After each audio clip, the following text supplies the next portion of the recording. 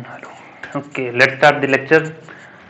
Good morning students, स्वागत है आप सभी का आज के इस लेक्चर में, लेक्चर नंबर 3 करंट इलेक्ट्रिसिटी। और आज हम पढ़ने जा रहे हैं करंट डेंसिटी। एक छोटा सा टॉपिक है इसका जिसको हम टच करते हुए आगे बढ़ेंगे। तो हेडिंग लगाइए current density.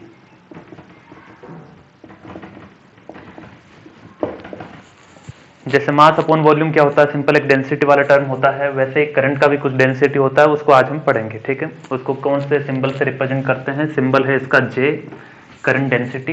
It's a vector quantity, तो इसके ऊपर हम लगाएंगे वेक्टर। तो कैसे डिफाइन होती है वो हम डिस्कस करते हैं। Current can be defined as dot product, or you can say scalar product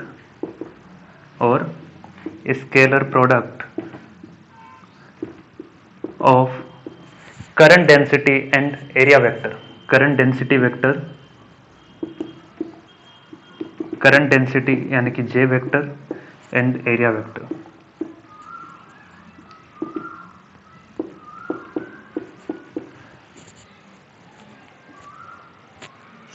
चलिए, तो करंट हमने डिफाइन करना है कि J वेक्टर कोई है। मैं उसे डिफाइन करूंगा क्या है J वेक्टर क्या नहीं है।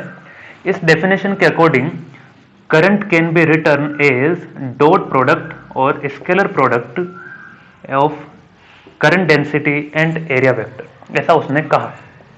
जब भी दो वेक्टर का हम क्या करते हैं, डॉट प्रोडक्ट करते हैं या फिर स्केलर प्रोडक्ट जिसे हम जानते हैं, उसका जो रिजल्ट आएगा वो एक स्केलर क्वांटिटी होता है। तो हम जानते हैं भाई करंट क्या होता है, स्केलर क्वांटिटी होता है, करेक्ट है। लेकिन ये भी तो हम जानते हैं कि A dot B equal to क्या होता है, ए बी कोस थीटा होता है। सही, A dot B is equal to A B cos theta. तो डॉट प्रोडक्ट हटाएंगे तो इन दोनों के बीच में क्या जाएगा, कोस थीटा आएगा। सही, और यहां से मुझे J को डिफाइन करना है, तो यहां से J क्या जाएगा, I upon A cos theta, ऐसा कुछ आया। ठीक है, अब स्टूडेंट्स यहां पर दो चीजें सामने आती है कि कोस थीटा का कुछ ना कुछ तो वैल्यू होता है। कोस 0 होता है तो 1 होता है, कोस 30 डिग्री होता है तो कुछ √3/2 होता है, value which is known to us. तो कौन सा लेना है, हम दो कंडीशन पर बात करते हैं। तो पहला तो कि जब थीटा 0 डिग्री हो, और दूसरा जब थीटा 90 डिग्री हो। ठीक है, तो थीटा 90 डिग्री होगा तो यहां से तुम्हें बता देता हूं कि J इक्वल टू क्या आएगा, I अपॉन ए कोस 90। कोस 90 कितना होता है, 0 होता है। 1 अपॉन 0, डिनोमिनेटर में क्या आएगा, 0 आएगा। अगर 0 आएगा यानी कि I upon 0, that means it's undefined, यानी कि ये नॉट डिफाइन हो गया। ठीक है, अगर नॉट डिफाइन हो गया तो इस केस को हम आगे कंसिडर नहीं कर रहे। चलिए, तो थीटा इक्वल टू 0 पर क्या आता है वो चेक करते हैं। थीटा इक्वल टू 0 पर क्या आता है वो चेक करते हैं। थीटा इक्वल टू 0 पर cos 0 कितना हो जाएगा, J equal to I upon A cos 0। cos 0 होता है 1, कितना होता है, 1 होता है। तो J इक्वल टू कितना आ जाएगा, I अपॉन ए। ठीक है, J equal to I upon A. तो यहां से हम डेफिनेशन बताते हैं। Amount of a current passing through a unit cross sectional area when angle between the current and area is 0 degree, then it is known as a current density. तो चलिए मैं इस केस के लिखता हूं कि amount of current passing through unit cross section area, अभी mathematically बताया ना, अभी देखिए फील्ड भी आएगा थोड़ी देर में, थोड़ी देर रुकिए बस। Amount of current passing through unit cross section area, current I and area A, passing through unit cross section area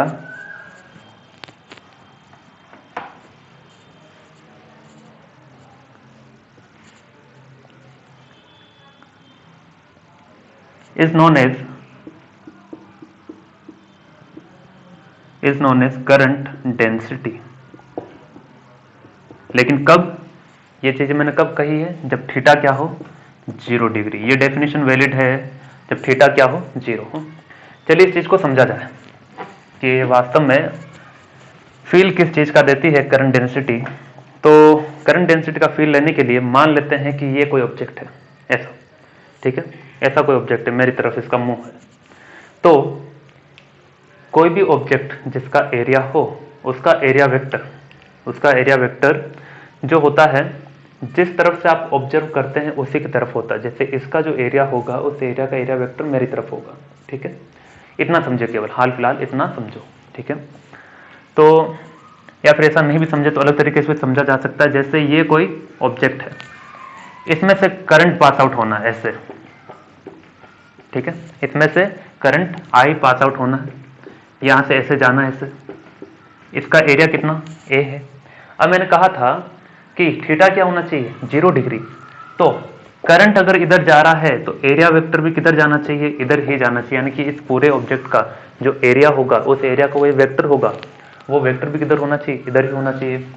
तभी क्या होगा, थीटा जो है 0 होगा। अब इस एक क्रॉस सेक्शन वाले ऑब्जेक्ट से, एरिया से कितना करंट पास आउट होता है, उसी को क्या कहते हैं, करंट डेंसिटी कहते हैं। हाल फिलहाल इस लेवल तक आपको इतना ही समझना, ठीक है। तो J equal to I upon A, current का यूनिट होता है एम्पियर, ये एम्पियर हो गया इसका, और एरिया का होता है मीटर स्क्वायर। तो इसका यूनिट हो गया student ampere per metre square current density का, हुआ कि नहीं, हो गया। और इसका डायमेंशन क्या जाएगा, करंट का एम्पियर का होता है A1, मीटर स्क्वायर का L2, so it comes out to be A1 L-2, okay. So A1 L-2 ये हो गया। चलिए करंट डेंसिटी जो है वो एक वेक्टर क्वांटिटी है। करंट डेंसिटी जो है वो कैसा है, एक वेक्टर क्वांटिटी है। तो वो भी मैंने लिखवा दिया, जे वेक्टर इसका सिंबल है। चलो और आगे बढ़ा जाए। हम थीटा इक्वल टू 0 पर ही बात करेंगे अपने इस लेवल तक हाल फिलहाल, ठीक है ना। मैंने उतना डिटेल में नहीं बताया है, केवल इंट्रोडक्शन ही बताया आपको। J equal to I upon A, जब थीटा 0 हो गया तो कोस 0 1 हो गया, okay.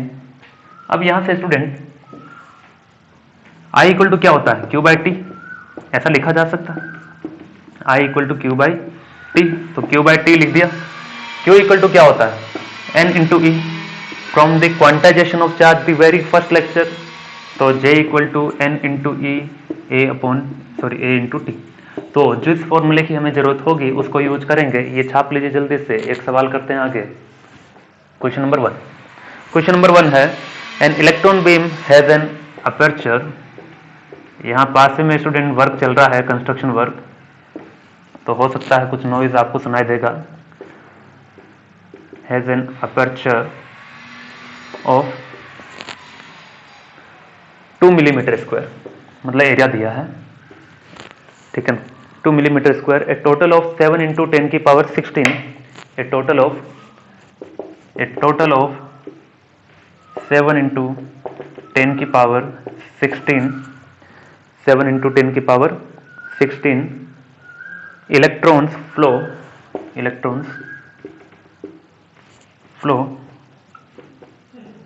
Through any perpendicular cross section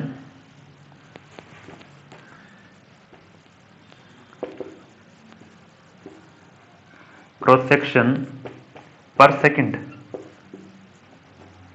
बहुत ही बढ़िया। Calculate the current density in the electron beam. Calculate the current density in electron beam. कर पाएंगे क्या, इन इलेक्ट्रॉन बीम? हो जाएगा, आसान है, देखिए करते हैं। अभी लिख लीजिए सवाल को, इन इलेक्ट्रॉन बीम, है ना। सवाल को समझा जाएगा क्या ये कहता है, क्या नहीं कहता है। उम्मीद है शायद इसमें ब्राइटनेस कम ज़्यादा हो रहा होगा, वही चेक कर रहा हूँ मैं कब से ही।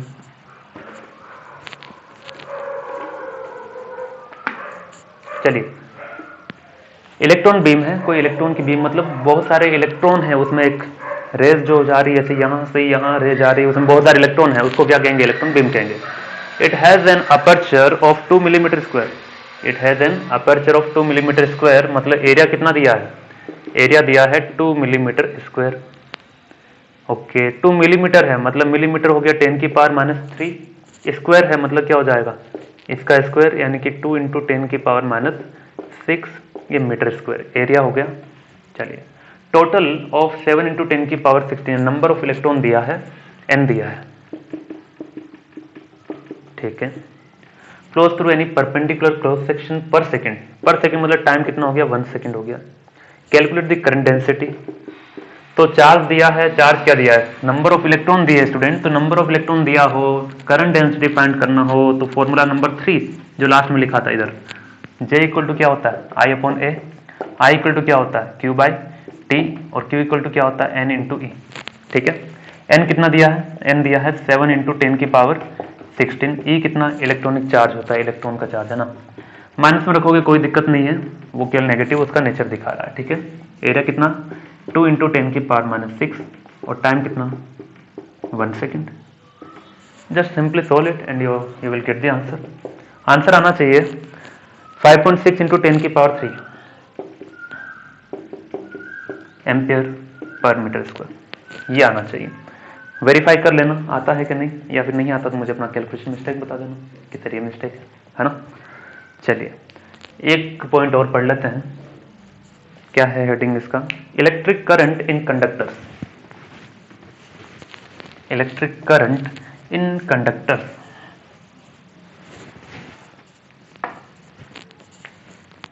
तो electric currents in electric current in conductors, तो इसमें स्टूडेंट क्या है, मेनली जो पॉइंट हमें समझना है, क्या ऐसा संभव है कि मैं कोई सा भी एक मटेरियल उठाऊं और उसमें करंट पास आउट करवा दें, क्या ऐसा पॉसिबल है क्या? ऐसा पॉसिबल नहीं है, बिल्कुल भी नहीं है। तो उसके लिए क्या होता है कि कोई भी जो मटेरियल है उसका आपको कुछ प्रॉपर्टी पता होना चाहिए, मटेरियल का प्रॉपर्टी पता होना चाहिए। प्रॉपर्टी किस बेसिस पर? प्रॉपर्टी जो पता होना चाहिए कंडक्टिविटी का, ठीक है। बहुत ही आसान है, अगर कोई भी मटेरियल है, ये कोई एक मटेरियल है, अगर ये इलेक्ट्रॉन को यहां से यहां जाने देता है तो इलेक्ट्रॉन कैन फ्लो, और इलेक्ट्रॉन जब फ्लो करता है तो क्या बनता है, करंट बनता है।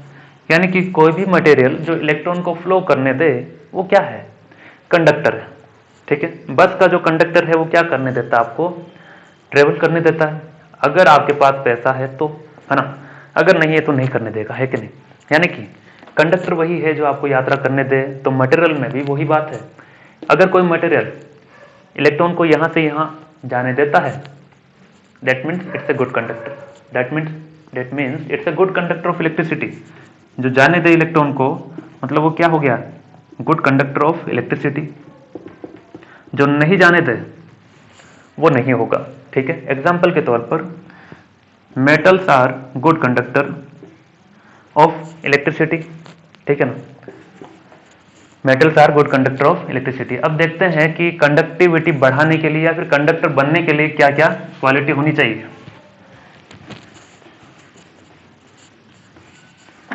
तो एक हम पढ़ेंगे जो कंडक्ट करने देता है इलेक्ट्रॉन को एक जगह से दूसरी जगह, और दूसरा इंसान ऐसा है जो उसे कंडक्ट नहीं करने देता। तो पहला है कंडक्टर, दूसरा है इंसुलेटर। कंडक्टर वो है जो इलेक्ट्रॉन को एक जगह से दूसरी जगह आसानी तक जाने देगा, means electron can flow easily, तो वो कंडक्टर होगा। इंसुलेटर क्या होगा, जिसमें दूर दूर तक कोई इलेक्ट्रॉन आपको चलता हुआ दिखाई नहीं देगा, ठीक है।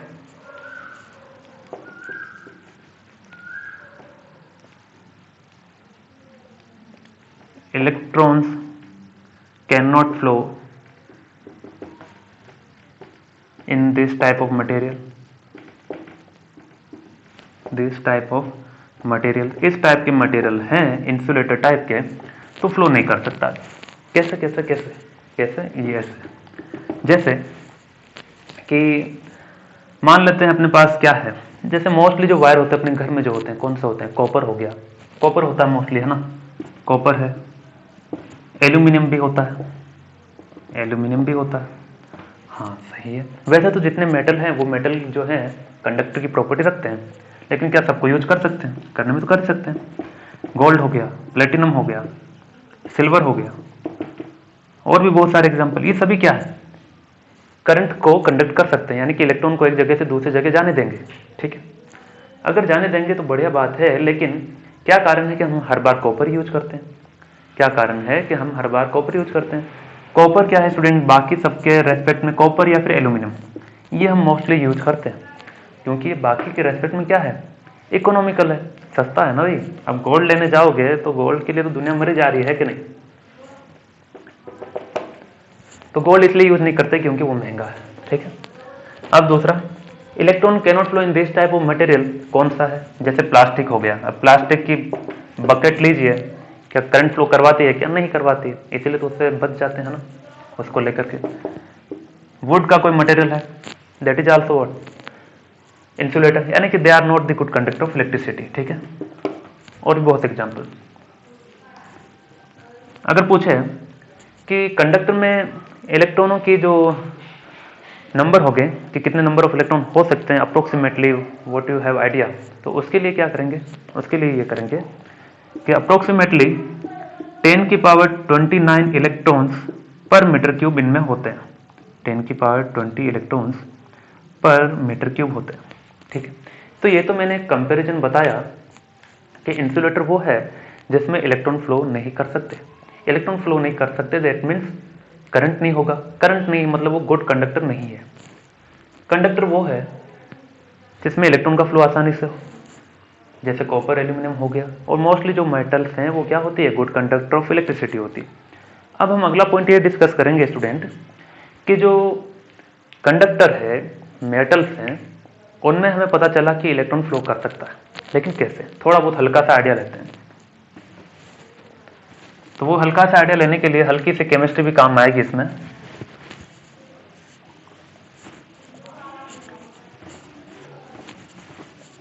आइए देखा जाए। तो केमिस्ट्री की अगर बात की जाए, इसमें क्या है कि जैसे किसी भी एलिमेंट का मैंने एक एटॉमिक स्ट्रक्चर दिखाया, तो सबसे सेंटर में जो होगा वो न्यूक्लियस होगा, और न्यूक्लियस के चारों ओर इलेक्ट्रॉन जो है रेवोल्यूशन करता हुआ आप दिखा सकते हैं। ठीक है, और न्यूक्लियस जो होता है उसके अंदर क्या होते हैं? प्रोटॉन और न्यूट्रॉन होता है।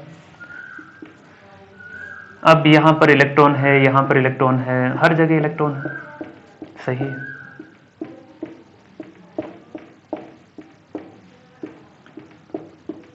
और भी बहुत सारे हो सकते हैं, है ना।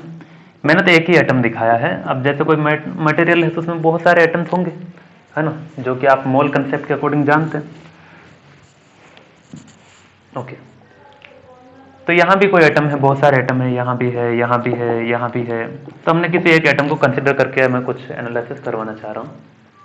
क्या एनालिसिस है कि ये पॉजिटिवली चार्ज्ड है, ठीक है, और इलेक्ट्रॉन नेगेटिवली चार्ज्ड है।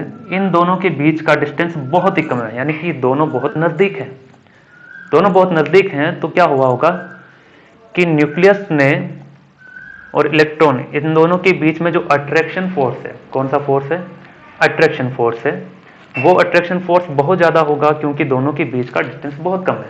ठीक है, इसका यहां पर हम देखते हैं, एक तरफ न्यूक्लियस था, दूसरी तरफ इलेक्ट्रॉन है। इनके बीच का डिस्टेंस बहुत ही कम है। अगर बहुत ही कम है दैट मीन्स अट्रैक्शन ज्यादा है। अट्रैक्शन ज्यादा है यानी कि न्यूक्लियस कभी इलेक्ट्रॉन को जाने नहीं देगा, है ना। चाह करके भी इलेक्ट्रॉन उसे छोड़ नहीं सकता क्योंकि अट्रैक्शन है, और जहां अट्रैक्शन है वहां कोई जाएगा नहीं। तो ये तो हमने इस इलेक्ट्रॉन की बात की। मान लो इस इलेक्ट्रॉन की हम बात करते हैं, ये यहां पर है, इतनी दूरी, थोड़ा डिस्टेंस बढ़ गया। अब अगर डिस्टेंस बढ़ गया है तो अट्रैक्शन फोर्स कम हो गया क्योंकि थोड़ा दूरी पे चला गया, है ना। अब कोई नजदीक है तो उसे तो मारपीट करके चुपचाप बैठाया जा सकता है, दूर है तो क्या कर सकते हो, मनमानी करेगा अपनी, है कि नहीं। तो मनमानी करेगा तो थोड़ा दूर चला गया, अट्रैक्शन फोर्स कम हो गया। चलिए थोड़ा और दूरी पे चलते हैं, इनको भी समझा जाए। इसको और समझे तो डिस्टेंस और बढ़ गई। जितना ज्यादा डिस्टेंस बढ़ गया अट्रैक्शन उतना कम हो गया, अट्रैक्शन कम हो गया तो दूरियां बढ़ने लगी, और दूरियां बढ़ने लगी तो फिर एक दूसरे के कांटेक्ट में भी कम रहे। ठीक है, अब यहां पर हम देखेंगे कि जो सबसे आउटर मोस्ट, ये जो आपको इलेक्ट्रॉन का ऑर्बिट दिखाई दे रहा है, यहां पर ये जो इलेक्ट्रॉन लिया मैंने, या फिर कोई सा भी इलेक्ट्रॉन लीजिए, जरूर नहीं यही ले रहा हूं, इस इलेक्ट्रॉन और इस न्यूक्लियस के बीच में तो डिस्टेंस बहुत ज्यादा है, सबसे ज्यादा है सभी के रेस्पेक्ट में, यानी कि सबसे कम अट्रैक्शन फोर्स इसी पर है,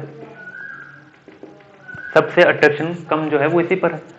यानी कि इस इलेक्ट्रॉन पर इसकी डोमिनेंसी नहीं चलेगी न्यूक्लियस की, सही है, इस लास्ट वाले इलेक्ट्रॉन पर न्यूक्लियस की कोई डोमिनेंसी नहीं चलने वाली। अगर कोई डोमिनेंसी नहीं चलने वाली है, दैट मीन्स ये इलेक्ट्रॉन फ्री है, उसे कोई रोकने वाला नहीं है।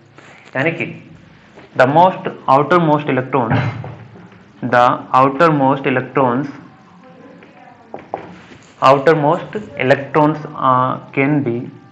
electrons are free to move from one atom to another atom in a substance। यानी कि ऐसे सब्सटेंस के अंदर जो फ्री इलेक्ट्रॉन है एक एटम से दूसरे एटम की ओर मूव कर सकता है, तो करने देते हैं। तो the outermost electron are free to move from one region to another region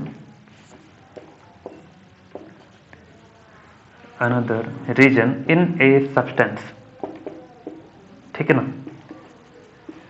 यानी कि ये कोई पूरा एक मटेरियल था, हमने इस एक एटम की बात की थी, और यहाँ का लास्ट वाला जो इलेक्ट्रॉन था वो फ्री था, आजाद है। तो ये इलेक्ट्रॉन कहेगा मेरे ऊपर तो किसी की डोमिनेंस चलती नहीं चलती, मैं तो आजाद हूँ, है ना। अगर आजाद है तो ये तो इलेक्ट्रॉन कहाँ होगा, ये इलेक्ट्रॉन कहेगा अब मुझे रोकने वाला नहीं, दुनिया में कोई, वो बढ़ गया आगे, यानी कि यहाँ इस एटम से इस जगह से निकल के दूसरी जगह जाने लगा। जैसे ही वो आगे यहाँ से निकला होगा, ठीक है ना, तो इलेक्ट्रॉन एक जगह से दूसरी जगह मूव किया, और जब भी इलेक्ट्रॉन एक जगह से दूसरी जगह मूव करता है, यानी कि इलेक्ट्रॉन का फ्लो हुआ, दैट मीन्स व्हाट, करंट, है ना। यानी कि करंट है, दैट मीन्स क्या, इसने कंडक्टिविटी दी, इस मटेरियल ने क्या दिया, कंडक्टिविटी दी, है ना। तो सिंपल, जो मटेरियल, किसी भी मटेरियल में अगर आउटर मोस्ट इलेक्ट्रॉन क्या है, फ्री है मूव करने के लिए एक जगह से दूसरी जगह, then those material can be treated as a conductor. और कंडक्टर में क्या हो जाएगा, इलेक्ट्रॉन एक जगह से दूसरी जगह मूव कर रहा है आसानी से, ठीक है। तो ये था एक सिंपल सा लॉजिक कि ये ऐसा होता है, ठीक है। अगला हम पढ़ेंगे ओम्स लॉ, वो जो कि नेक्स्ट लेक्चर में रहेगा, ठीक है। तो तब तक के लिए आप इसे पढ़िए मजे से, और एक जो न्यूमेरिकल करवाया है उसका जरूर आप क्या कीजिए, प्रैक्टिस कीजिए। करंट डेंसिटी में हाल फिलहाल हम इतना ही पढ़ रहे हैं, वैसे थोड़ा सा और एक्सटेंडेबल टॉपिक है, लेकिन अभी ऑनलाइन में समझ नहीं आएगा, क्योंकि उसमें थीटा वाला जो कंडीशन लेना पड़ता है, तो थोड़ा क्लासरूम में हम लेके चलेंगे उसे, ठीक है। और अगली बार अपना ओम्स लॉ वाला चैप्टर रहेगा, ओम्स लॉ वाला उसका टॉपिक रहेगा। तो तब तक के लिए पढ़ाई करते रहिए, मजे कीजिए।